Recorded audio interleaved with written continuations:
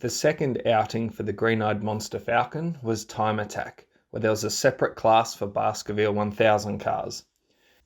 Instead of driving to a time, the Falcon could be driven as hard as we could manage. The car was on a set of very hard road tyres, which we thought would be better than the Chinese ones as they were slightly wider. At this stage, the Falcon still only had the back seat, passenger seat, carpet and roof lining removed. It was still essentially a road car.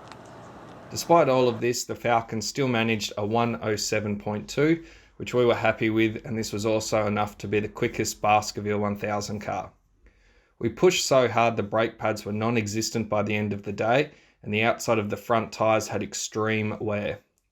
For some comparison, the Hyundai XL class compete mostly in the 106-107 bracket on a Federal RSR tyre. Due to the problems we encountered with the brakes and tyres, we knew the Falcon would need some upgrades before its next event. A friend of ours also had an AU Baskerville 1000 car, and he had decided to upgrade his stiffened and lowered spring and shock combo.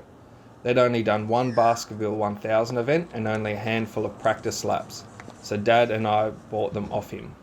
We thought this would lessen the weight transfer to the outside of the tyre, in theory increasing our tyre life. The other thing the Falcon needed was better brakes.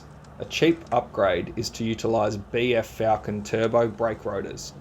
These are around 35mm larger in diameter than Series 2 and 3 AU Falcon rotors.